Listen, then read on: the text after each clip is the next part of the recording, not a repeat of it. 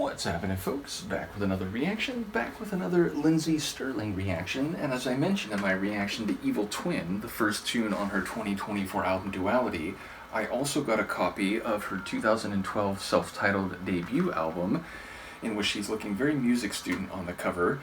But yes, we'll go through this one in tandem, and it'll be interesting to hear any notable stylistic differences, because again, the distance between the two albums is a dozen years. In any case, the opening track is Electric Daisy Violin, which, you know, as someone who went to rave parties back in the 90s, and in Southern California in particular, there were a series of events by now kind of internationally famous promotion crew Insomniac. And in fact, I used to have an Insomniac shirt which had that like sort of multicolored ring around the logo. In any case, the point is they put on an event called Electric Daisy Carnival, as I'm sure many people know, and I would expect, because of the phrasing here, this to have electronic stylings, be it trance or techno or, you know, house or breakbeat. So yeah, I wouldn't be surprised if this is a blending of like a trance tune and Lindsey's incredible violin. And indeed, it does seem that a lot of her music infuses electronica and dance style beats, syncopated or otherwise, so there's a modern classical meets electronica vibe. So that's where I would expect this to be, given the name is clearly playing off of EDC, Electric Daisy Carnivals, but here it's EDV, Electric Daisy Violin. So let's give it a listen. This is Lindsey Stirling, the song is Electric Daisy Violin, and it's the opening track on her 2012 self-titled album.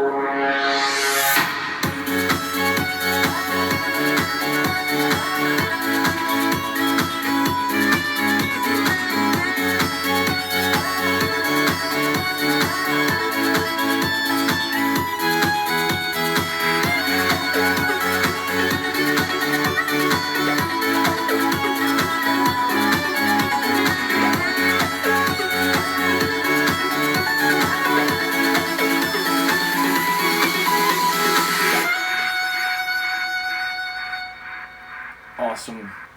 Pretty much exactly what I was thinking, but of course the specifics of that were not predictable in advance. But I love the stylings. Her playing is not only very lyrical, but it has a bit of a like Celtic Irish flavor, I would say.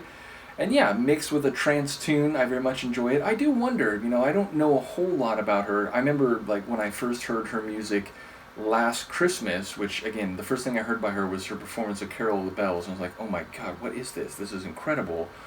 But since then, I've read a bit of a bio, and I know she was on like, I don't know if it's America's Got Talent, it's on like one of the talent shows, and from what I understand, a couple folks like Piers Morgan was like, a bit critical. It's like, dude, you're not even a music addict. What are you talking about? But yeah, that she continued to, develop her style of, dancing, kinetic movement, and performance with a lot of visual elements. And indeed, when I saw her at a concert a couple weeks ago on the Duality Untamed tour, I knew there'd be some visual component. I was not prepared. Like, there's so much like choreography and pageantry and obviously kinetic dancing, and then even between the tracks she, would like essentially give like poetic openings to different songs, and the stage dressing was just incredible. So there was way more visual presentation than I expected.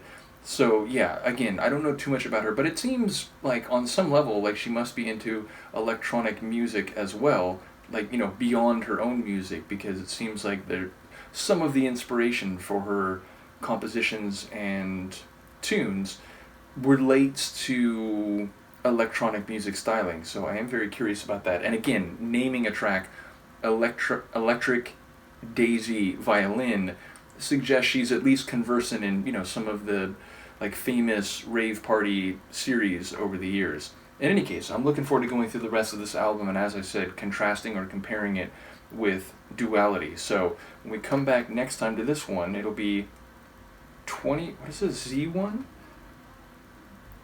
ZZ's Journey, that's what it is, ZZ's Journey. So we'll look forward to that. Let me know what you think here, and I will see you then. Peace.